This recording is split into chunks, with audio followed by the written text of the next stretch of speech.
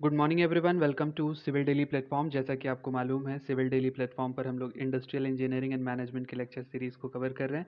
अभी तक हम लोगों ने यहाँ पर productivity, plant layout and material handling, work study, production planning and control, material purchase and store management, इसके साथ हम लोगों ने quality control and TQM management, organisational management, human resource management, इन सभी को हमने कवर कर लिया है। ह्यूमन रिसोर्स मैनेजमेंट के फर्स्ट पार्ट को हमने कवर किया है। सेकेंड पार्ट को हम आज के लेक्चर में कवर करेंगे। अगर आपने पिछला वाला लेक्चर अभी तक नहीं देखा है तो आप प्लेलिस्ट में जा करके लेक्चर नंबर 10 को देख सकते हो, जहाँ पर ह्यूमन रिसोर्स मैनेजमेंट के फर्स्ट पार्ट को कवर किया गया है। तो आज हम लोग सेकेंड पार्ट को डिस्कस करेंगे। उससे पहले हम लोग देख लेते हैं कि हमारा सिलेबस क्या है और हम क्या क्या पढ़ने वाले हैं। तो पर्सनल मैनेजमेंट, स्टाफिंग, ये दो टॉपिक जो है पिछले वाले पार्ट 1 वाले लेक्चर में कवर कर लिया गया था, और आज के क्लास में हम लोग स्टार्ट करेंगे पर्सनल ट्रेनिंग एंड डेवलपमेंट से, लीडरशिप एंड मोटिवेशन, इसके बाद सेफ्टी मैनेजमेंट, इसके साथ साथ जो फैक्ट्री एक्ट्स हैं, ईएसआई एक्ट है, वर्कमैन कंपनसेशन एक्ट है, इंडस्ट्रियल डिस्प्यूट एक्ट है, सैलरी एंड वेजेस, ये सारे टॉपिक को हम लोग आज के क्लास में कवर करेंगे। तो सबसे पहले एक रिकैप ले लेते हैं कि पहले हम लोगों ने क्या पढ़ा। हम लोगों ने पर्सनल मैनेजमेंट के को डिफ़ाइन किया। पर्सनल मैनेजमेंट क्या होता है, पर्सनल मैनेजमेंट की ऑब्जेक्टिव क्या क्या है। इसके साथ साथ हम लोगों ने ये देखा कि personal management human resource consider करता है पर्सनल या एम्प्लॉयज़ को। इसके साथ साथ वो अटमोस्ट इम्पॉर्टेंट पार्ट भी कंसिडर करता है। हमने ये भी देखा था कि पर्सनल मैनेजमेंट जो है वर्क को तो इन्वॉल्व करता ही है, इसके साथ साथ वो इन सभी चीज़ों पे भी कंसर्न्ड होता है, जहाँ पे human resource, provision of health, safety and welfare, ensuring human better relation, इन सभी चीज़ों को देखता है। हमने ऑब्जेक्टिव्स को डिस्कस किया था। ऑब्जेक्टिव्स हमारी तीन तरह की थी: primary objective, personal objective and social objective. इसके साथ हम लोगों ने फंक्शंस देखा था ह्यूमन रिसोर्स मैनेजमेंट का। तो हमने देखा था दो तरह के फंक्शंस होते हैं: managing functions and operative functions. इसके बाद हम लोगों ने स्टाफिंग का मतलब समझा था। स्टाफिंग एक्चुअली में क्या होता है, इसकी डेफिनेशन क्या है, अच्छी स्टाफिंग होनी क्यों ज़रूरी है, अच्छा स्टाफिंग सिस्टम इंडस्ट्री को कैसे एनहांस करता है, उसकी क्वालिटी को बढ़ाता है, प्रोडक्टिविटी को इंक्रीज़ करता है। इन सभी चीज़ों को हमने पिछले वाले लेक्चर में देख लिया था। इसके साथ हम लोगों ने इंट्रोडक्शन टू एचआर भी देखा था। एचआर ह्यूमन रिसोर्स के इंट्रोडक्शन को देखा था। एचआर प्लानिंग के डेफिनेशन को हमने पढ़ा था, जहाँ पे ईडब्ल्यू वेटर के डेफिनेशन और लियोन सी मैगिनसन के डेफिनेशन को हमने कवर किया था। आज इसके साथ साथ हम लोगों ने रिक्रूटमेंट प्रोसेस को भी समझा था। आज के क्लास में हम लोग पर्सनल ट्रेनिंग एंड डेवलपमेंट की बात करने वाले हैं कि पर्सनल ट्रेनिंग या डेवलपमेंट क्या होता है। Employee training and development refers to the continuous effort or continued effort of a company to boost the performance of its employee. Companies aims to train and develop employee by using the array of educational method and program. तो जब भी कोई company continuous effort लगाती है ताकि जो उनके जो एम्प्लॉयज़ हैं उनकी परफॉर्मेंस बेहतर हो, वो ज़्यादा से ज़्यादा बूस्ट करें, तो इस तरह का जो प्रोग्राम होता है इसे हम ट्रेनिंग प्रोग्राम कहते हैं या डेवलपमेंट प्रोग्राम कहते हैं। तो कंपनी ट्रेनिंग या डेवलपमेंट प्रोग्राम को अटेन करवा के अपने एम्प्लॉय को ज़्यादा इफ़िशिएंट बनाना चाहती है। इसके लिए वे अलग अलग तरह के एजुकेशनल मेथड्स का इस्तेमाल करती है, अलग अलग तरह के प्रोग्राम्स का इस्तेमाल करती है, जिसमें एफडीपी इन्वॉल्व है, जिसमें कि आप सेमिनार इन्वॉल्व है, जिसमें कि वर्कशॉप इन्वॉल्व है। तो कंपनी ये सारे प्रोग्राम को इसलिए चलाती है कि उसकी एम्प्लॉय आने वाले जो मॉडर्न टेक्निक्स हैं, मॉडर्न मॉडर्न टेक्निक्स को सीख सकें, मॉडर्न टेक्निक्स को सीखने के बाद स्किल्ड होकर के वो कंपनी में बेहतर तरीके से कंट्रीब्यूट कर सकें। So there are two crucial element of strategy.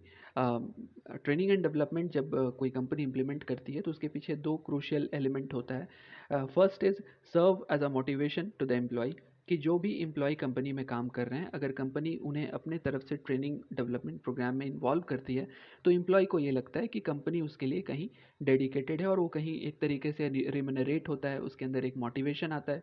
And in the second part, enables the organization to create highly skilled workforce. तो कंपनी जब ऑर्गेनाइजेशन में एम्प्लॉय को ट्रेनिंग देती है, उसको डेवलप करती है, तो कहीं ना कहीं कंपनी के पास स्किल्ड लोग आते हैं, और स्किल्ड लोग आने के बाद कंपनी की जो टोटल प्रोडक्टिविटी है वो कहीं ना कहीं इंक्रीज़ करती है, अगर कंपनी के पास ज़्यादा स्किल्ड वर्कफोर्स हैं, ज़्यादा इफ़िशिएंट मैन पावर है। तो हम लोगों ने ट्रेनिंग के बारे में बात किया। अब हम लोग ये समझ लेते हैं कि ट्रेनिंग कितने टाइप की होती है। There are basically 4 types of training. First is induction training, second is refresher training, third is job training, and fourth is training for promotion. तो वन बाय वन हम लोग सबको डिस्कस करेंगे। सबसे पहले इंडक्शन ट्रेनिंग को देख लेते हैं। Induction training, new worker to be treated properly on his joining the organization, he must be given essential introductory information by his superior. The newcomers must be properly guided with elementary training about his conduct with superior, co-worker and responsibility. the and also about other general important aspects. This will help the worker to adjust easily with new job and organizational involvement. तो जब कभी company में कोई नए worker नए employ join करते हैं तो कंपनी क्या चाहती है? कंपनी उसे चाहती है कि बेहतर तरीके से ट्रीट करे, प्रॉपरली ट्रीट करे उसके ऑर्गेनाइजेशन के ज्वाइनिंग पर, और कंपनी जो है उससे ज़्यादा से ज़्यादा एसेंशियल इंट्रोडक्टरी इन्फॉर्मेशन दे पाए, एसेंशियल इन्फॉर्मेशन जो है वो प्रोवाइड करे। सुपीरियर जो होते हैं वो बेसिकली इस काम को करते हैं, और न्यू कमर्स जो हैं उन्हें गाइड किया जाए एलिमेंट्री ट्रेनिंग के बारे में, ताकि उन्हें अपने सुपीरियर के साथ कैसा बिहेव करना है, कोवर्कर के साथ कैसा बिहेव करना है, उनकी रिस्पॉन्सिबिलिटी क्या है, और जो भी अदर जनरल इंपॉर्टेंट एस्पेक्ट्स हैं, ये सारी चीज़ें इंडक्शन ट्रेनिंग पार्ट में बताई जाती है. So it is the first training when employee joins a company. And second is refresher training, when the advancement of technology and the technical staff should refresh their knowledge. Refresher training that is given to the employees for short duration of to cope up with the present job requirement. Employees may be encouraged to attend the short courses, seminars, etc. to update their knowledge. So somehow जब कोई employ already किसी organisation में काम कर रहे होते हैं और उसे हम किसी तरीके से रिफ़्रेश करने के लिए रिफ़्रेशर ट्रेनिंग प्रोवाइड करते हैं, ताकि आने वाले जो भी अपकमिंग टेक्नोलॉजीज़ है और जो मॉडर्नाइज टेक्निक्स हैं वो एम्प्लॉय को बताया जाए, ताकि वो शॉर्ट टर्म ड्यूरेशन में जो प्रेजेंट सिनेरियो है उसके साथ कोप अप कर सकें और जॉब के रिक्वायरमेंट को फुलफिल कर सकें. इस तरह के ट्रेनिंग से भी एम्प्लॉय क्या होते हैं, इनकरेज होते हैं, और शॉर्ट टर्म कोर्सेज सेमिनार जो है एक तरह की मोटिवेशन बना के रखती है कंपनी में एम्प्लॉयज़ के बीच में, और वो अपने जो भी एम्प्लॉयज़ होते हैं वो अपने नॉलेज को टाइम टू टाइम अपडेट करते हैं. So it is all about refresher training. Coming to the next one, that is job training. This type of training is given for increasing the knowledge of employees to achieve skills for a specified job. Job training is imparted normally by senior workers, supervisor, and special instructor detailed by the management to impart OJT, that is on the job training. तो कहीं ना कहीं जब कोई employ किसी भी organisation को join करता है तो ऑर्गेनाइजेशन में चलने वाले सारे प्रोसेस के बारे में उसे बहुत अच्छे से आइडिया नहीं होता है इनिशियली.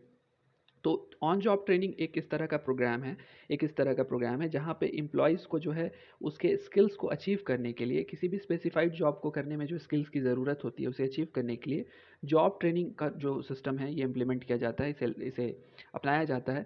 जहाँ पे जो सीनियर वर्कर हैं या सुपरवाइज़र हैं या स्पेशल इंस्ट्रक्टर हैं वो डिटेल्स में इसकी जो एम्प्लॉय होते हैं उनको ट्रेनिंग देते हैं, और कहीं ना कहीं जो एक तरह का मैनेजमेंट एक तरह का इम्पार्ट करती है OJT system, that is on job training. इससे भी एम्प्लॉय की स्किल्स जो है वो हमारी बढ़ जाती है. So it is on job training. तो अभी हमने डिस्कस किया induction training, refresher training and on job training. Next is training for promotion. This training is provided this training is provided to existing employee of the firm to prepare they perform higher level jobs. They may also be sent to the institution for acquiring specialized knowledge. तो जब कोई employ किसी company में काम कर रहा होता है और उस एम्प्लॉय को क्या करना है, प्रमोट करना है, उसे नेक्स्ट लेवल के पोजीशन पे ले जाना है, नेक्स्ट लेवल जॉब या हायर लेवल जॉब में प्रमोट करना है, तो उस टाइम पे अगर उसके पास जो नॉलेज है हाईएस्ट लेवल की वो उतनी सफिशिएंट नहीं है कि उसको प्रॉपर तरीके से वो हैंडल कर सके, तो कंपनी या इंस्टीट्यूशन उस टाइम पे, कंपनी या जो ऑर्गेनाइजेशन है उस टाइम पे उस एम्प्लॉय को क्या करती है, किसी इंस्टीट्यूशन में, स्पेसिफाइड इंस्टीट्यूशन में नॉलेज को अक्वायर करने के लिए, स्पेशलाइज नॉलेज को अक्वायर करने के लिए भेजती है, ताकि उस एम्प्लॉय को नेक्स्ट लेवल जॉब के लिए प्रमोट किया जा सके. So this is my fourth type of training. Coming to the next, that is induction. बहुत कॉमन टर्म है. अभी हमने यहाँ पे देखा था कि इंडक्शन ट्रेनिंग होता है. तो इंडक्शन टर्म का मतलब क्या है उसे हम समझ लेते हैं. Induction is the process of introducing a new employee to the company culture and process with the aim of bringing them up to speed as quickly as possible, as well as making them feel socially comfortable and aware of their professional responsibilities. Companies will typically have to have an induction program in place and follow the same process for all new hires, although the induction process is may vary depending upon the industry, the job role and the seniority of the new hire. तो कहीं ना कहीं अगर हम induction के बारे में बात करें तो इंडक्शन एक तरह का प्रोसेस है जहाँ पे न्यू एम्प्लॉय जो हैं उन्हें इंट्रोड्यूस किया जाता है, कंपनी के कल्चर को समझाया जाता है, कंपनी के प्रोसेस को समझाया जाता है, इस एम के साथ समझाया जाता है कि जो एम्प्लॉय है वो बहुत जल्दी से as quick as possible, as speed as possible वो सारे के सारे प्रोसेस को सीख जाए और वो अपने आप को थोड़ा सोशली कंफर्टेबल फील करे, सब बाकी एम्प्लॉय के साथ थोड़ा सोशली कंफर्टेबल फील करे और सबके साथ जो है वो थोड़ा सा बैलेंस बन जाए और प्रोफेशनल रिस्पॉन्सिबिलिटी को हैंडल कर सके। कंपनी जो ये इंडक्शन प्रोग्राम रन करती है, ये एम्प्लॉय का बेसिकली जब एक बैचिंग सिस्टम होता है वहाँ पे इंडक्शन को बहुत ज़्यादा प्रेफर किया जाता है। लेकिन जो अगर जॉब की सीनियरिटी के हिसाब से ये इंडक्शन प्रोग्राम वैरी करता है, जैसे जैसे सीनियरिटी लेवल ज़्यादा होती है वैसे वैसे chances of induction programme and duration of induction programme कम हो जाते हैं। Coming to the next, skill enhancement. जैसा कि हम सब जानते हैं, earn while you learn and learn while you earn. इसका मतलब ये है कि आप जब अर्न कर रहे हैं तब भी आप सीखें और आप जब सीख रहे हैं तो भी आप अर्न करें। तो कहीं ना कहीं स्किल इन्हांस करना एक वर्किंग एम्प्लॉय के लिए, एक जो वर्कर हैं, एक एम्प्लॉय है, एक मैनेजर है, किसी भी जॉब रोल में किसी भी लेवल में कोई एक एम्प्लॉय अगर काम करता है तो उनके लिए कहीं ना कहीं ये एक इंपॉर्टेंट फैक्टर है कि वो अपने आप को इन्हांस करे, अपने स्किल को टाइम के साथ बढ़ाए। तो कहीं ना कहीं ये एक कंटिन्यूस लर्निंग प्रोसेस है जिसमें कि कोई एक इंडिविजुअल अपने आप को ग्रो करता है। So skill enhancement is a continuous learning process for an individual to grow himself. An employee feels more valued to himself when his skills and knowledge of work and techniques he learns while working at a place। जब किसी employ की techniques जो है, उनकी जो skills है, उनकी जो नॉलेज है, वो अगर किसी एक कंपनी में काम करते हुए कहीं भी किसी भी पोजीशन में जॉब करते हुए वो इंक्रीज करती है तो वो एम्प्लॉय कहीं ना कहीं अपने आप को ज़्यादा वैल्यूड फील करता है। A company should provide more learning environment to the employee by his development manager, as company would have more skilled and dynamic group of people in future to deal with realistic upcoming problems, and grow of the company will result with time। तो जब company में क्या होती है कि एक तरह की लर्निंग इन्वायरमेंट होती है तो एम्प्लॉय बेसिकली इस तरह के लर्निंग इन्वायरमेंट को जो है डेवलपमेंट मैनेजर जो है वो रन करते हैं। और यहाँ इसमें क्या होता है कि कंपनी को ज़्यादा स्किल्ड, ज़्यादा डायनेमिक लोग, ग्रुप ऑफ पीपल मिलते हैं जो उनके फ्यूचर के में आने वाले रियलिस्टिक अपकमिंग इश्यूज़ और फ्यूचर में होने वाले प्लान्स को इम्प्लीमेंट करने में हेल्प करते हैं और कंपनी ग्रो करती है। तो अगर हम ह्यूमन रिसोर्स डेवलपमेंट की बात करें तो एक बेसिकली स्किल इन्हांसमेंट में अगर हम बात करें किस किस तरह के स्किल्स, किस किस तरह के इन्हांसमेंट की ज़रूरत होती है, तो स्ट्रैटेजी में इन्हांसमेंट की ज़रूरत होती है, सिलेक्शन में इन्हांसमेंट की ज़रूरत होती है, एम्प्लॉय के इन्हांसमेंट की ज़रूरत होती है, पोटेंशियल के enhancement, organization, training, management and team work. All these things must be enhanced with time in a company to increase its productivity and to increase its total growth. Somehow it completely depends on this the following factors what we have discussed. Coming to the next, that is leadership and motivation. Leadership and motivation, somehow we can say that this leadership and motivation are correlated with each other. So if you want to define leadership, leadership in business is the capacity of a company, is the company's management to set and achieve challenging goals, take fast and decisive action when needed, out outperform and competition and inspire other to perform at the highest level they can. तो कहीं ना कहीं leadership जो है, एक business की बात करें तो एक कैपेसिटी है कंपनी के मैनेजमेंट की, ताकि वो एक तरह के अचीव चैलेंजिंग गोल को अचीव करने के लिए सेट कर सके और फास्टेस्ट डिसीजन बना सके जब ज़रूरत हो, और कंपटीशन और जो कॉम्पिटिटिव इन्वायरमेंट है उसके साथ डील कर सके, और जो भी कोई एम्प्लॉय है वो जितना ज़्यादा वर्क कर सकता है, जितना हाईएस्ट लेवल में उसकी एफिशिएंसी हो सकती है उसे अचीव कर सके। Somehow, if we want to define motivation, then motivation is the process of inspiring people in order to intensify their desire and willingness for executing their duties effectively and for cooperating to achieve common objective of an enterprises. In other words, it means to induce, instigate, incite and prompt someone to a particular course of action for getting the result expected from him। तो motivation क्या है? Motivation एक तरह का process है जिसमें लोगों को इंस्पायर किया जाता है कि उन्हें इंटेंसिफाई किया जाता है, कि जो कंपनी के उनके विलिंगनेस को बढ़ाया जाता है कि उनकी ड्यूटीज़ को प्रॉपरली एग्जीक्यूट किया जा सके और उनके कॉपरेशन से कंपनी के जो कॉमन ऑब्जेक्टिव हैं उसको अचीव किया जा सके। In other words we can say that it means to induce, ज़्यादा से ज़्यादा इंड्यूस करना, इंस्टिगेट करना, इंसाइट करना, प्रमोट करना, ताकि जो कोई भी पर्टिकुलर कोर्स ऑफ एक्शन है वो बेहतर तरीके से अचीव किया जा सके, रिजल्ट बेहतर तरीके से ऑब्टेन किया जा सके। So leaders basically do what? Leaders motivate to their employees. तो कहीं ना कहीं लीडर एंड मोटिवेशन ये एक दूसरे से कोरिलेटेड है। सो leadership and motivation 8 8 things the smartest leaders do to motivate their employee. So science has found that positive emotions are the root of human motivation. It's how employee feel that will drive the motivation deep within him. Here's where to start. तो अगर किसी भी employ के अंदर positive emotions होता है तो वो एक तरह का ह्यूमन मोटिवेशन का रूट हो सकता है, जड़ हो सकता है।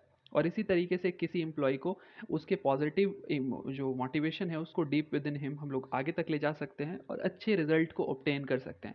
सो what are the 8 things what a leader should do to motivate their employees? First is start first is start with scheduling one more one on one time. मतलब एक टाइम पे ज़्यादा से ज़्यादा एम्प्लॉय को हम लोग एक टाइम पे शेड्यूल करें ताकि उन वो जो है ज़्यादा से ज़्यादा कंफर्टेबल फील कर सकें। Next is find out what motivates them. एक लीडर को ये पता होना चाहिए कि उनके जो एम्प्लॉयज़ हैं वो किस चीज़ से किस तरीके से ज़्यादा मोटिवेट होते हैं। उन्हें रिम्यूनरेट करना है तो उसके लिए हमारे पास क्या सिस्टम होना चाहिए, वो मॉनिटरी होना चाहिए, नॉन मॉनिटरी होना चाहिए, इन सभी के बारे में आइडिया एक लीडर को होना चाहिए। Provide the resources they need to do their work exceptionally well. तो उन सारे रिसोर्सेज को प्रोवाइड करना है जिससे वो अपने काम को एक्सेप्शनली वेल तरीके से परफॉर्म कर सकें। Next is praise and compliment them often. उन्हें बीच में प्रेज करना चाहिए, कॉम्प्लीमेंट देना चाहिए। एक लीडर अपने एम्प्लॉय को जब अपने बेसिकली अपने अपने अपने अंडर वर्किंग एम्प्लॉय को जब वो ज़्यादा प्रेस करता है, कॉम्प्लीमेंट करता है तो कहीं ना कहीं उनकी जो मोटिवेशन लेवल है वो इंक्रीज़ कर जाती है।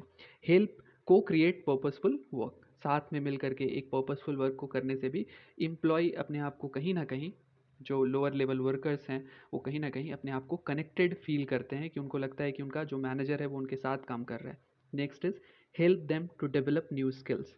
जब एम्प्लॉय की न्यू स्किल्स और कहीं ना कहीं स्किल इन्हांस होने लगती है तो बहुत सारे पॉजिटिव वाइब्स उनके अंदर आने लगते हैं और कहीं ना कहीं वो पॉजिटिव फील करता है। और जब कोई पॉजिटिव फील करता है then we can say this positive things, positive emotions are the root of human motivation.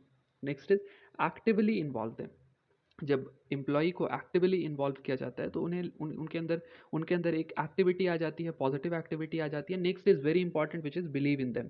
जब तक मैनेजर्स अपने या लीडर अपने फॉलोअर पर बिलीव नहीं करते, उन पर फेथ नहीं करते तो कहीं ना कहीं वहाँ पर जो एक डिसबैलेंस है वो क्रिएट होता है। So these are the 8 things what are smart leaders do to motivate their employees. Next is leadership style. अब अगर हम लीडरशिप स्टाइल के बारे में बात करें तो ये कहीं ना कहीं leadership style is nothing, it's not a constant part of an organization, it depends upon personality, person to person, experience to experience, it varies from leader to leader somehow. So whatever whatever you are leading, a meeting, a project, a team, an entire department, you might consider identifying with or adopting a defined leadership style. Most professionals develop their own style of leadership based on factors like experience, personality, as well as unique needs of the company, its organizational culture. While every leader is different, there are 10 leadership style commonly used in the workplace. तो कहीं ना कहीं अगर हम leadership style के बारे में बात करें तो लीडरशिप स्टाइल किस किस फैक्टर पर डिपेंड करता है? ये डिपेंड करता है कि जो कंपनी में काम करने वाले एम्प्लॉय हैं वो किस नेचर के हैं। कंपनी में जो काम हो रहा है या कंपनी जिस जिस जिस तरह की कंपनी है, हर एक कंपनी की अपनी एक यूनिक नीड होती है। तो उसके अकॉर्डिंग जो पर्सन लीड कर रहा है उसके एक्सपीरियंस के अकॉर्डिंग, उसके स्टाइल, उसके टाइप के अकॉर्डिंग कहीं ना कहीं सब कुछ वेरी करता है। So we are going to discuss 10 different types of leadership style. So first is coach. A coach leader is someone who can quickly recognize their team members' strength, weakness, and motivation to help each individual improve.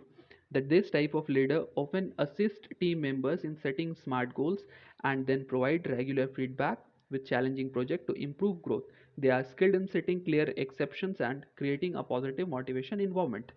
तो जब एक leader एक coach की तरह behave करता है, कहीं ना कहीं एम्प्लॉय के स्ट्रेंथ को पहचानता है, उनके वीकनेस को पहचानता है, उन्हें मोटिवेशंस देता है और ईच इंडिविजुअल जो है उनको इम्प्रूव करने का एक चांस देता है, दिस टाइप ऑफ लीडरशिप जो है वो कहीं ना कहीं एक तरह की कोच टाइप लीडरशिप कहलाती है। और इस तरह के लीडरशिप में एक कंटिन्यूस रेगुलर फीडबैक जो है वो लिया जाता है। चैलेंजिंग प्रोजेक्ट जो है उसमें एक चैलेंजिंग प्रोजेक्ट जो है वहाँ पे हमें ग्रोथ देखने के लिए मिलता है। और ये एक तरह का इन्वॉल्वमेंट वाला टाइप का लीडरशिप स्टाइल है जहाँ पे एम्प्लॉय अपने लीडर के साथ एकदम इन्वॉल्व फील करता है और एम्प्लॉय के जो भी वीकनेसेस हैं, जो भी उसके स्ट्रेंथ हैं, उन सभी के बारे में कोच टाइप लीडरशिप में लीडर्स कंप्लीट आइडिया रखता है इस बारे में। Next is visionary leadership style. So what is visionary leadership style? जब भी आप किसी भी एक कंपनी, एक ऑर्गेनाइजेशन पे फोकस करते हो, तो उस पर काम करने वाले जो लोअर लेवल मैनेजमेंट के लोग हैं, जो एडमिनिस्ट्रेटिव पावर को होल्ड करते हैं, तो वो कहीं ना कहीं एक विज़न रखते हैं कि आने वाले टाइम में उन्हें कंपनी को किस तरीके से आगे ले जाना है, उनकी न्यू आइडियाज़ क्या क्या हैं, इन सभी के बारे में वो क्या रखते हैं, एक प्लान रखते हैं। तो एक विजनरी लीडरशिप स्टाइल के बारे में अगर बात की जाए, तो कहीं ना कहीं एम्प्लॉयज़ जो उस लीडर के अंदर काम कर रहे हैं, उन एम्प्लॉय का भरोसा जीतना, उन एम्प्लॉय के ऊपर एक ऑर्गेनाइजेशनल बॉन्ड जो है वो क्रिएट करना, इस तरह का लीडरशिप में आता है। So, definition of visionary leadership style. Visionary leaders have powerful ability to drive progress and usher in period of change by inspiring employees and earning trust for new ideas. A visionary leader is also able to establish a strong organizational bond. They strive to foster confidence among direct report and colleagues alike. So next is servant type leadership style. ये एक इस तरह का leadership style है जहाँ पे एक employ को पर्सनल लेवल पे, प्रोफेशनल लेवल पे फुलफिल्ड फील कराया जाता है। इसका मतलब यह है कि एम्प्लॉय पूरी तरीके से सेटिस्फाइड फील करें, बहुत ज़्यादा सेटिस्फैक्शन, लेवल ऑफ सेटिस्फैक्शन ज़्यादा हो, और अपने जो रिस्पेक्ट है, लेवल ऑफ रिस्पेक्ट है, उसको इंक्रीज करने के, अचीव करने की टेंडेंसी के साथ काम करें। So somehow servant leaders live by a people first mindset and believe that when team members feel personally and professionally fulfilled, they are more effective and more likely to produce goals work regularly. Because of their emphasis on employee satisfaction and collaboration, they tend to achieve higher levels of respect. Next is autocratic. Autocratic is completely different, also called authoritarian style of leadership. The type of leaders is focused almost entirely on result and efficiency. They often make decisions alone or with a small trusted group of expect employees to do exactly what they are asked. It can be helpful to think of this type of leadership as military commanders. तो ये complete different है। यहाँ पे leaders जो होते हैं वो पूरी तरीके से और ऑथोरिटेरियन टाइप से जो डिसीजन को बनाते हैं, और वो basically single self made decision होता है, अकेले में बनाया जाता है, या बहुत ही छोटे small group of trusted people के ये से बनाया जाता है। और यहाँ पे ये एक्सपेक्ट किया जाता है कि जो भी ऑर्डर्स दिए जा रहे हैं, जो भी इम्प्लीमेंटेशंस हैं, उसको पूरी तरीके से एग्जैक्टली सेम वे में फॉलो किया जाए। और इस तरह के लीडरशिप हमें जो कमांडिंग मिलिट्री कमांडिंग सिस्टम है वहाँ पे देखने के लिए मिलते हैं। Next is hands off system और laissez faire system. Laissez faire system, this type of leadership is opposite to autocratic leadership, focusing mostly on delegating many tasks to team members and providing little or no supervision. Because least-fair leaders do not spend their time intentionally managing employees, they often have more time to dedicate on other project job. तो hands of एक ऐसा system है जहाँ पे employ पे ज़्यादा से ज़्यादा ट्रस्ट करके जो भी रिजल्ट है उसको एक फाइनल रिजल्ट डिसाइड करके विथ वेरी लिटिल और नो सुपरविजन जो काम है उसको कम्प्लीटली सौंप दिया जाता है, और जो लीडर होते हैं, जो मैनेजिंग लोग होते हैं, वो नेक्स्ट प्रोजेक्ट में शिफ्ट हो जाते हैं. So it is a kind of system where employees feel more free and there is only one target what employees things to achieve. और यही उन्हें इस तरह के सिस्टम में उन पे जो फोकस है वो इस तरीके से किया जाता है. Next is democratic. The democratic leadership style also called participative style. एक तरह का पार्टिसिपेटिव स्टाइल है, डेमोक्रेटिक सिस्टम है, ऑटोक्रेटिक का जस्ट उल्टा, या फिर हम लोग कॉम्बिनेशन ऑफ ऑटोक्रेटिक बोल दें तो भी सही है. और less fair types of leadership है, बेसिकली जो हमने पहले पढ़ा ये उसी टाइप की लीडरशिप है. यहाँ पे क्या होता है, यहाँ पे इनपुट एंड फीडबैक को बहुत ज़्यादा कंसिडर किया जाता है और बिफोर डिसीजन मेकिंग इन सभी चीज़ों पर पे ध्यान दिया जाता है. ये यहाँ पे टू वे कम्युनिकेशन बहुत ज़्यादा होता है because team members feel that their voice is heard and their contribution matters. A democratic leadership style is often credited for fostering high level of employee engagement and workplace satisfaction. तो यहाँ पे चूंकि employees को ये लगता है कि उनका डिसीजन मैटर कर रहा है, तो कहीं ना कहीं यहाँ पे टू वे कम्युनिकेशन ज़्यादा होता है. कंट्रीब्यूशन एम्प्लॉय को लगता है कि उनका कंट्रीब्यूशन मैटर कर रहा है. तो इस तरह का जो लीडरशिप स्टाइल है वह यहाँ पे एम्प्लॉय का इंगेजमेंट बहुत ज़्यादा होता है और वर्क प्लेस सेटिस्फैक्शन बहुत अच्छा होता है. Next is pace setter. Pace setter is a kind of leadership style in one or most effective for driving fast result. These leaders are primarily focused on performance. यहाँ पे performance mainly matter करता है और performance पे ही based होता है पूरा का पूरा लीडरशिप स्टाइल. और कहीं ना कहीं जो हम लोग टारगेट बेस्ड सिस्टम के बारे में बात करते हैं, this is nothing but a pace setter leadership style. So they often set high standard and hold their team members accountable for hitting their goals. Next is transformational leadership style. The transformational leadership style is similar to coach type leadership style, and in this it focuses on clear communication, goal setting and employee motivation. However, instead of placing majority of energy into each employee individual's goals, the transformational leaders is driven by a commitment to the organization's objective. तो ये कहीं ना कहीं एक coach type leadership style है। यहाँ पे हमें जो एम्प्लॉय होते हैं वो ज़्यादा से ज़्यादा ईच एम्प्लॉय के पीछे बहुत ज़्यादा एनर्जी जो है वो उसको वेस्ट नहीं करते। एक तरह का ट्रांसफॉर्मेशनल लीडर जो है वो एक कमिटमेंट ऑर्गेनाइजेशंस के ऑब्जेक्टिव के टुवर्ड्स डेडिकेटेड कमिटमेंट पर काम करता है और एक ट्रांसफॉर्मेशनल सिस्टम के साथ पूरे के पूरे लीडरशिप को चलाता है। Next is transactional. A transactional leadership is someone who is laser focused on performance, similar to pace setter. कहीं ना कहीं जो पेस सेटर हमने पढ़ा जहाँ पे परफॉर्मेंस मैटर करता है, ये उसी तरह की लीडरशिप स्टाइल है। Under this leadership style managers establish pre-determined incentive usually in form of monetary reward for success and disciplinary action for failure. Unlike the pace setter leadership style, transactional leaders are also focused on mentorship, instruction, training to achieve goals and enjoy the rewards.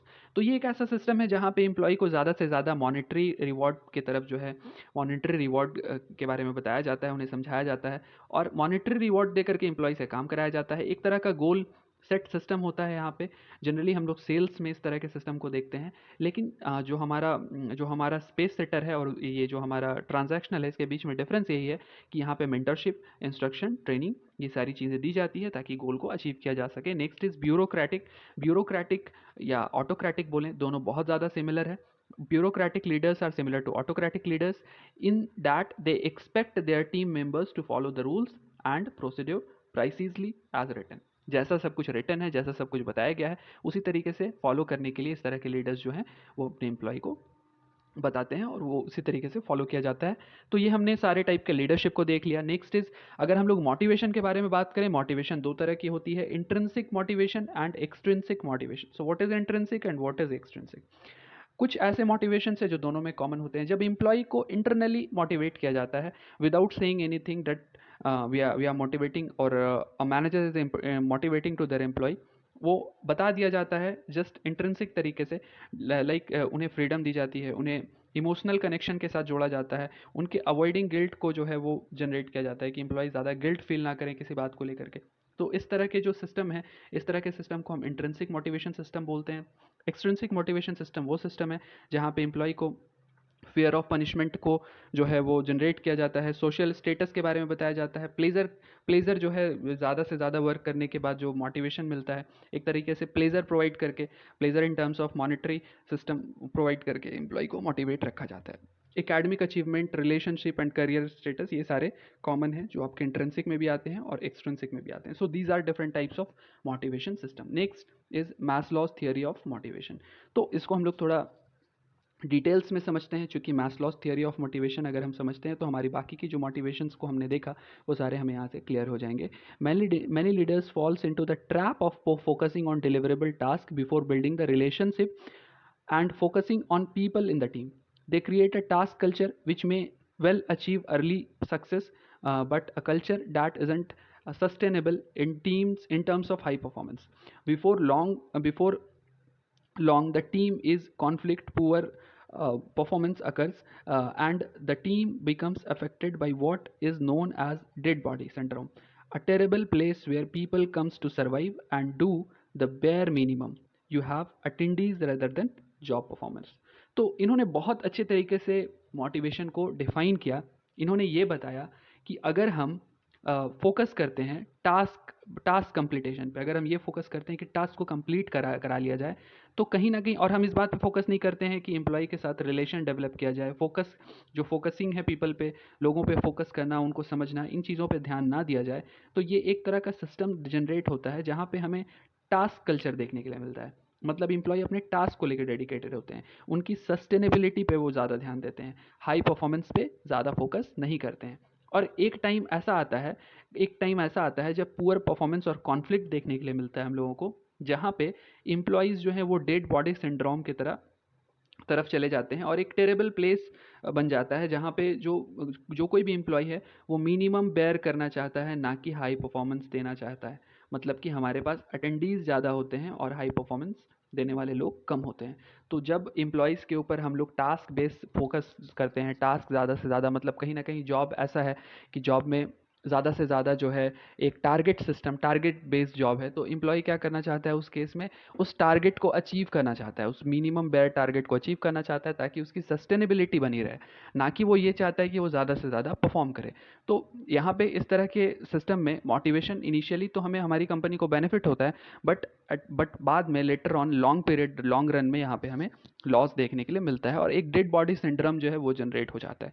तो a leader we need to avoid the dead body syndrome. ये किन्होंने बताया, ये Maslow ने बताया। हाँ, उन्होंने बताया कि इसे हम कैसे कर सकते हैं, तो इसे हम सेल्फ एक्चुअलाइजेशन को सबसे ज़्यादा फोकस करें, desire to become the most that one can B.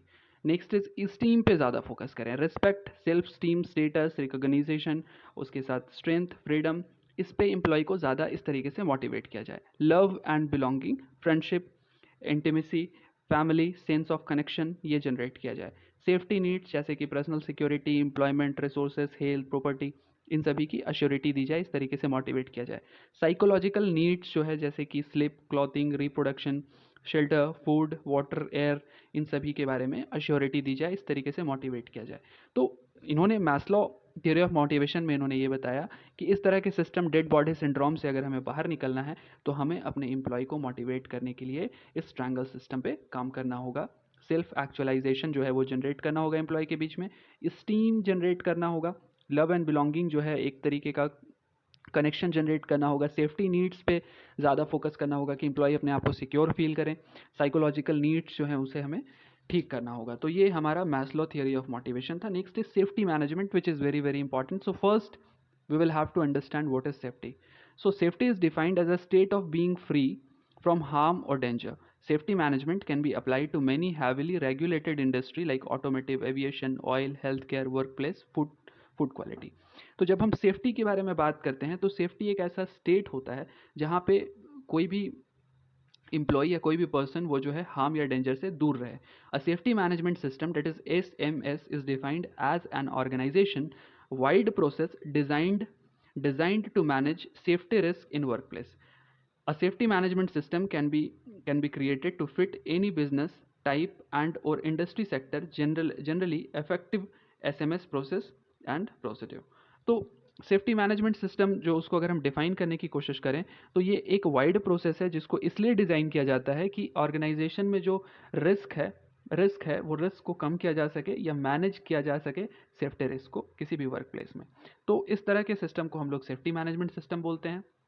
Safety management system जो है वो रिस्क असेसमेंट पे काम करता है, वर्क साइट इंस्पेक्शन पे काम करता है, इंसिडेंट ट्रैकिंग पे काम करता है, एक्शन टीम ट्रैकिंग पे काम करता है, एम्प्लॉय ट्रेनिंग पे काम करता है और एम्प्लॉय क्वालिफिकेशन पे काम करता है ताकि जो रिस्क है वो कम हो सके, सेफ्टी को इंक्रीज किया जा सके और कहीं ना कहीं रिस्क जो है किसी तरह के हेल्थ हजार्डस के रिस्क हैं उस सभी को कम किया जा सके।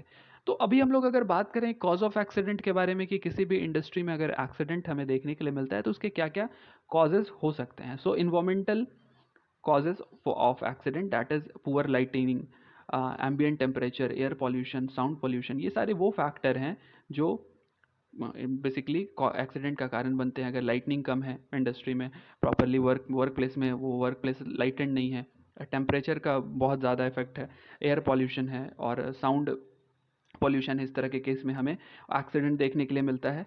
अगर हमारी जो मैकेनिकल कॉज के बारे में बात करें तो ब्रोकन या डैमेज मशीन्स का इस्तेमाल अगर हो रहा है, पावर फेलियर हो जाता है, फायर या एक्सप्लोजन हो जाता है, फेयर वियर एंड टियर यानी कि मशीन्स ठीक से काम नहीं कर रही होती है, तो इस टाइम पे भी हमें एक्सीडेंट देखने के लिए मिलता है। Human factor that causes accident, human factors में पुअर हाउसकीपिंग है, फैटिग है, बहुत ज़्यादा फैटिग जनरेट हो रहा है, ओवर एक्सक्रेशन है, बहुत ज़्यादा स्ट्रेस है, डिहाइड्रेशन है, इम्प्रॉपर लिफ्टिंग है, तो ये सारे वो सिस्टम है, ये सारे ह्यूमन फैक्टर हैं जिसके चलते एक्सीडेंट हो सकता है। तो हमने कॉज ऑफ एक्सीडेंट को डिस्कस किया।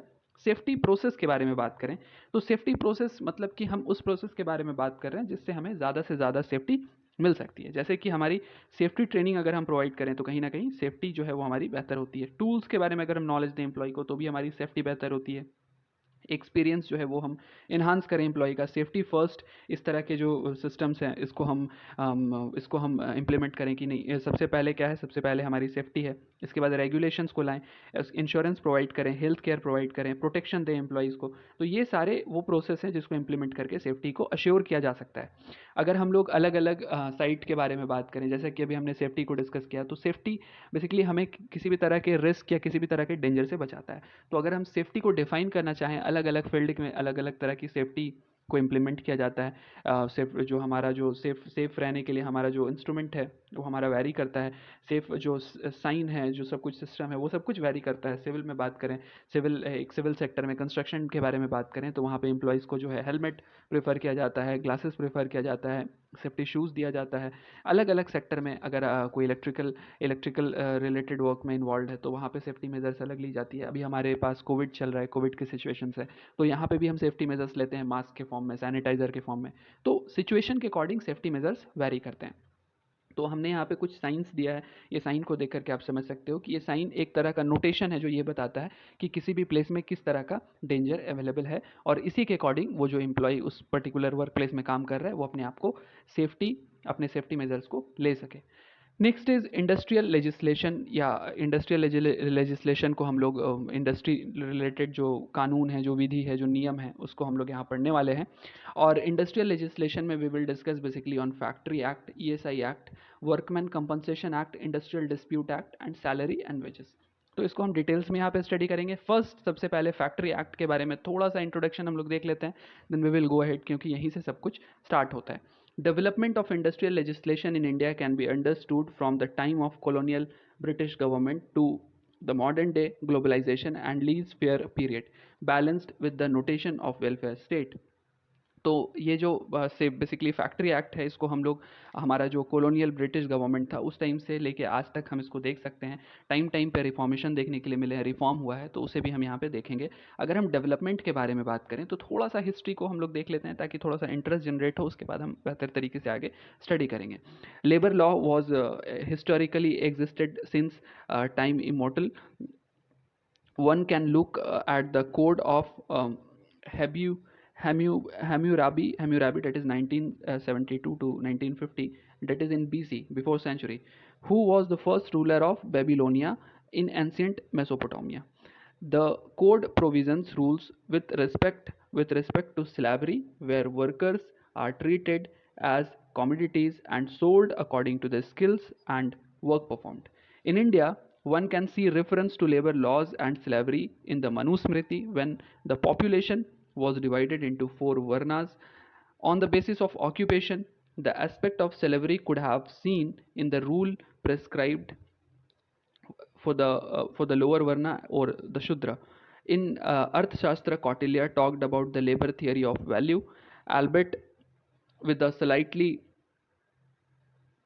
more progressive approach, providing the just and fair wage had to be paid to the worker, taking into account input and time of skills taken, and that there should be workers association and guide to protect their interest.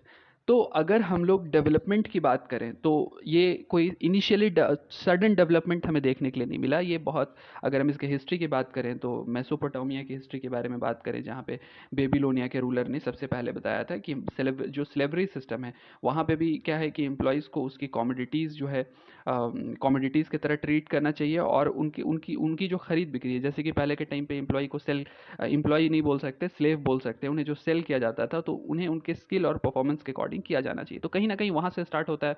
India के बारे में बात करें तो India में जो हमारे labour laws को अगर हम समझना चाहें तो हम इसे मनुस्मृति से समझ सकते हैं, where we can study that the total population are divided into 4 categories and each category has their own duties, उनको उनकी ड्यूटी परफॉर्म करनी होती है। तो इसी ड्यूटी में जो लोअर वर्ना है उनके पास उनकी अपनी ड्यूटीज़ हैं, इनको वहाँ से डिफाइन किया गया, उनके अपने राइट्स हैं, इन सभी चीज़ों को डिफाइन किया गया। तो ये हमारा फैक्ट्री एक्ट बाद में आता है, बट इससे पहले की हमारी एक कंप्लीट हिस्ट्री है जिसमें कौटिल्य ने कहा था कि लेबर और थियरी का जो वैल्यू है इसे उन्होंने समझाया था।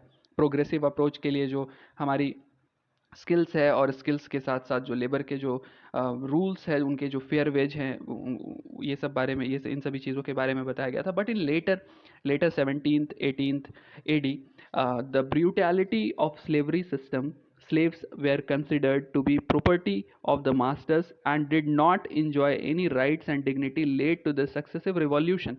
between the 17th and 19th centuries, which resulted in the emergence of what we know today as labor laws. तो ये जो ब्रूटैलिटी देखने के लिए मिला हमें 19th टू 17th सेंचुरी के बीच में, जहाँ पे लेबर्स की राइट्स, उसकी डिग्निटी के बारे में बहुत ज़्यादा बात नहीं किया जाता था, इसी का रिजल्ट हुआ कि लेटर ऑन जो लेबर लॉज है उसे इम्प्लीमेंट किया गया, लेबर लॉज को लाया गया। अगर लेबर लॉज के बारे में बात करें या फैक्ट्री एक्ट के बारे में बात करें, तो इंडिया में फैक्ट्री एक्ट सबसे पहले 1988 में आया था। इसके बाद 1891 में से रिफॉर्म किया गया। देन इसे 1922 में रिफॉर्म किया गया फैक्ट्री एक्ट, 1934 में आया, and finally what we are following now is 1948 factory act. तो ये इतना लंबा हिस्ट्री है इसका, and we will discuss all about this 1948 factory act. और अगर आप इसे डिटेल्स में पढ़ना चाहते हो तो नीचे दिए गए लिंक पे आप इसे डाउनलोड कर सकते हो। 72 पेजेस की एक बुक है, जिसे आप पढ़ोगे तो आपको कंप्लीट आइडिया हो जाएगा आपके फैक्ट्री एक्ट 1948 का। चूँकि अभी हमारे इंडस्ट्री में जो भी लेजिस्लेटिव पार्ट है, उस लेजिस्लेटिव पार्ट में जो भी एक्ट्स फॉलो किए जा रहे हैं, जो भी एक्ट्स इम्प्लीमेंटेड हैं, वो 1948 के हैं। तो आप इसे डिटेल्स में यहाँ पे जाके पढ़ सकते हो। और अगर आप इन सभी के बारे में एक ब्रीफ इंट्रोडक्शन चाहते हो तो आप लीगल बाइट्स के वेबसाइट पे जाके पढ़ सकते हो, जिसके लिए लिंक यहाँ पे मैंने प्रोवाइड कर दिया है। चूँकि ये हमारे सिलेबस का जस्ट एक टॉपिक है, then we will discuss about 1948 factory act. In this act, the maximum number of working hour was prescribed to be 48 hours per week. इसमें यह बताया गया कि जो ज़्यादा से ज़्यादा वर्किंग आवर होने चाहिए वो 48 आवर्स होने चाहिए एक हफ्ते में। It was made compulsory for factories to have adequate drainage, lightning, ventilation, sanitation and drinking water facilities. इसमें यह बताया गया कि जो भी कंपनी है उसके पास proper adequate drainage, lightning, ventilation की फैसिलिटी होनी चाहिए। The act is applicable to any factory with 10 or more worker. कोई भी एक कंपनी जिसमें 10 या 10 से ज़्यादा लोग काम कर रहे हैं उस पर ये नियम लागू होगा। It provides for general duties to of the occupier to ensure health and safety of the workers in section 7A। तो सेक्शन 7A में हेल्थ और सेफ्टी के बारे में बताया गया। इसी तरीके से अगर आपके पास मोर देन 1000 एम्प्लॉयज़ है तो वहाँ पे आपको सेफ्टी ऑफिसर रखना होगा, ये हमें सेक्शन 40B में बताया गया। इसके साथ साथ सेफ्टी मैनेजमेंट सिस्टम रखना होगा, ये हमें 41G में बताया गया। और facility for sitting in canteens, ये सभी अवेलेबल होने चाहिए एम्प्लॉयज़ के लिए, ये सेक्शन 42 टू 49 में बताया गया। तो it was a brief introduction of factory act. If you want to read this factory act in details, you can just click on the link given here in this screen, and you can download the complete PDF that contains total information of in 72 pages, and you can read everything there. Coming to the next, that is ESI Act. What is ESI? First of all, we need to discuss this. So it is Employee State Insurance. So ESI is a social security scheme offered by the Government of India as per the Employees State Insurance Act 1948. The scheme provides protection to the employee against disablement, the death due to employment injury, sickness and maternity. So ESI basically जो employ के जो rights हैं, जो उनके rights हैं उसको protect करता है। ये मेडिकल बेनिफिट प्रोवाइड कराता है, सीकनेस बेनिफिट प्रोवाइड कराता है, मैटरनिटी बेनिफिट प्रोवाइड कराता है, डिसेबलमेंट बेनिफिट प्रोवाइड कराता है, और डिपेंडेंट्स बेनिफिट प्रोवाइड कराता है, अनएम्प्लॉयमेंट अलाउंस जो है वो प्रोवाइड कराता है। सो ये ESI के जो की फीचर्स हैं उसके बारे में हमने बात किया। अगर हम ESI की बात करें कि ये कैसे एप्लीकेबिलिटी क्या है इसकी, तो सैलरीड पर्सन की अगर वेज ग्रॉस जो है वो लेस देन 21,000 है किसी मंथ में, तो उस पर ये एप्लीकेबल है। For daily wages earners, daily wages rates exceeds, अगर डेली वेज जो है वो 176 रुपीज़ पर डे को एक्सीड करती है तो वहाँ पे भी ये ESI एप्लीकेबल है। तो कोई एम्प्लॉय जो 21,000 रुपये पर महीने से कम कमा रहा है वो उसके लिए ESI जो है वो नेसेसरी है। इसके साथ साथ कोई एम्प्लॉय जो 176 रुपीज़ पर डे जो है इतना कमा रहा है या इससे कम कमा रहा है तो इसके लिए भी ये ESI कंपलसरी है। क्योंकि अगर कोई एम्प्लॉय ज़्यादा सैलरी कमा रहा है तो उसके पास उसके खुद के सेविंग्स हो सकते हैं जिससे वो ये सारे बेनिफिट्स को ले सकता है, लेकिन अगर उसकी सैलरी कम है तो उस केस में ये सारे बेनिफिट को वो नहीं ले सकता, वो नहीं सस्टेन कर सकता। So in that case ESI act 1948 जो है वो इस तरह की अश्योरिटी देते हैं कि एम्प्लॉय को इन सारे जो फीचर्स हैं, इन सारे बेनिफिट्स को जो है दिया जाए। सो अगर आप ESI एक्ट को भी पढ़ना चाहते हो then you can click on the link given below. If you will click on this link, you will get a PDF of 48 pages where you will get complete idea of this ESI Act. Coming to the next, that is Workmen Compensation Act 1923. The Workmen Compensation Act is one of the important social security legislation to mitigate the perils of industrial and other specified employment by providing financial protection to workmen and their dependents in case of accidental injury by means of payment of compensation by their employees. तो इस तरह के Walkman compensation act में ये बताया गया कि अगर कोई एम्प्लॉई है, जैसे कि वो किसी इंडस्ट्री में काम कर रहा है और वो किसी तरीके से किसी एक्सीडेंटल इंजरी में जो है वो एक्सीडेंटल इंजरी में उसे इंजर्ड हो जाता है, तो उस टाइम पे उसे कॉम्पनसेशन एम्प्लॉयर की तरफ से दिया जाएगा। इस बात की गारंटी हमें 1923 के वर्कमैन कॉम्पनसेशन एक्ट से मिलती है। It considers compensation payable by an employer to his workman in case of accidental as a measure to relieve the social security. तो जो एम्प्लॉई हैं उनकी सोशल सिक्योरिटी को रिलीव करने के लिए इसे प्रोवाइड किया जाता है to get compensation irrespective of his negligence. अगर एम्प्लॉई काम कर रहा है कंपनी में और वो अपनी नेग्लिजेंसी के चलते भी अगर वो कहीं ना कहीं इंजर्ड हो जाता है, तो भी इस कंपनसेशन एक्ट के तहत उसे जो उनका मुआवजा है वो दिया जाता है। It also lays down various amount payable in case of an accident depending upon the type of and extent of injury. तो जो अमाउंट है, जो पेएबल अमाउंट है, वो कहीं ना कहीं एक्सीडेंट के जो इंजरी है, इंजरी एक्सटेंट ऑफ इंजरी पे डिपेंड करती है। वर्कमैन के बारे में बात करें तो वर्कमैन कौन है? Workman means any person other than the person whose employment is of a casual nature and who is employed otherwise than the purpose of employer's trade or business।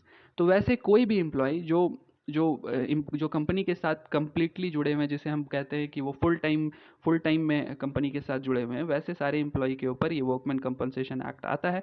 लेकिन वैसे एम्प्लॉय जो कि कैजुअल नेचर के साथ जुड़े हैं या temporary basis पे कंपनी में काम कर रहे हैं, तो उसके केस में ये वर्कमैन कॉम्पनसेशन एक्ट लागू नहीं होता है। Coming to the next, that is industrial dispute act. Industrial dispute act को 1947 में जो है इंट्रोड्यूस किया गया था। ये डिस्प्यूट को सुलझाने के लिए इस एक्ट को बेसिकली लागू किया गया। This industrial dispute act define industrial disputes as a dispute or difference between workman and employees or between workman to workman, which is connected with employment or non-employment or the terms of employment with the condition of labor। तो जब कभी industry में employer और workman के बीच में किसी तरह के कोई डिस्प्यूट क्रिएट होते हैं, किसी तरह के वर्कमैन टू वर्कमैन, चाहे वो परमानेंट और टेम्पररी के बीच में किसी तरह के जब कोई डिस्प्यूट आते हैं, तो उस डिस्प्यूट के लिए एक कानून बनाया गया, date is 1947 Industrial Dispute Act। The objective of this Industrial Dispute Act to secure industrial peace and harmony by providing mechanism and procedure for the investigation and settlement of industrial dispute by conciliation, arbitration and adjudication, which is provided under the statute। सो कितने तरह के dispute basically हमें देखने के लिए मिलते हैं? Strikes देखने के लिए मिलता है, हमें लॉकआउट्स देखने के लिए मिलता है, हमें पिकेटिंग देखने के लिए मिलता है, हमें घेराव देखने के लिए मिलता है। तो ये वो सारे डिस्प्यूट है जो कभी जब एम्प्लॉयर और एम्प्लॉय के बीच में हो जाता है, तो हमें इस तरह के डिस्प्यूट देखने के लिए मिलते हैं। और इसी तरह के डिस्प्यूट को दूर करने के लिए 1947 में इंडस्ट्रियल डिस्प्यूट एक्ट को लाया गया था, जहाँ पे ये एक्ट बेसिकली एक एडजस्टमेंट जो है, सेटलमेंट प्रोवाइड करता है। सेटलमेंट का जो रूल्स एंड रेगुलेशन है वो यहाँ पे रिटन है कि जो एम्प्लॉय हैं, जो एम्प्लॉयर हैं, उनके बीच में एक पीस एंड हार्मनी बना रहे और एक मैकेनिज्म ऑफ वर्क रहे, जहाँ पे जिसके तहत सारा का सारा काम हो और सारा का सारा प्रोसेस कंप्लीट हो और इसमें किसी के भी राइट्स को किसी तरह का नुकसान ना हो। Coming to the salary and wages, salary and wages act के बारे में बात करें, so it came in 1936 and if you want to download that PDF where all the laws are written, you can download by clicking on the link given below and you can read it contains 43 pages, and by reading all that 43 pages you can get all idea, all laws related to salary and wages act.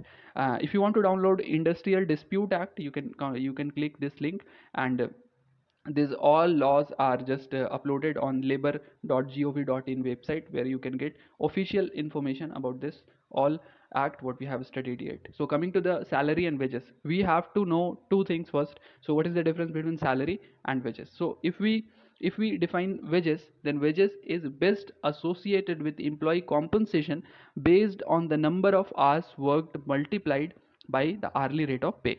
And if we want to define salary, then it is the best associated with employee compensation quoted on an annual basis। तो दो तरह की बात है। पहली बात यह है कि अगर हम वेज को बताने की कोशिश करें, तो वेज वो पार्ट है, जैसे कि कोई कंपनी अगर $3 पर आवर पे करती है, $3 पर आवर पे करती है, और इस टाइम पे कोई एम्प्लॉय उस कंपनी में 42 आवर्स काम करता है। So if you multiply this 3 into 42 for 4 weeks, then you will get what? You will get his total wages But what about total salary, the total compensation including this wages and plus additional benefits जो employ को total पूरे साल में मिलते हैं वो उसकी salary होती है. So these are the difference between salary and wages. और सैलरी एंड वेजेस के लिए भी अलग से नियम है. 1936 में जो है सैलरी एंड वेजेस लॉ आया था और इस लॉ में जो है ये डिफाइन किया गया है कि एक एम्प्लॉय को जो सैलरी होनी चाहिए, उसकी जो डीए होनी चाहिए, उसकी जो एचआरए होनी चाहिए वो कितनी होनी चाहिए, वो मिनिमम कितना बेयर कर सकता है. इस पे टाइम पे मोटिवेशंस आते हैं, इसके सॉरी इस पे टाइम पे चेंजेस आते हैं और अलग अलग पे कमीशन के अकॉर्डिंग एचआरए और डीए को इस नियम के तहत लागू किया जाता है. So it was all about HRM. हमने पूरे ह्यूमन रिसोर्स मैनेजमेंट को ख़त्म कर लिया है, पूरे सिलेबस को हमने पढ़ लिया है. अगर आपको लेक्चर पसंद आता है तो आप प्लीज़ लाइक कीजिए, शेयर कीजिए, सब्सक्राइब कीजिए चैनल को और अपने दोस्तों के साथ इस वीडियो को शेयर कीजिए. किसी भी तरह के डाउट्स हैं आप कमेंट बॉक्स में लिख सकते हैं, किसी भी तरह के सजेशन है आप कमेंट बॉक्स में लिख सकते हैं और आने वाले नए वीडियोज़ के लिए बेल आइकन को ज़रूर से प्रेस कर दीजिएगा. आज के लिए इतना ही. बहुत बहुत शुक्रिया.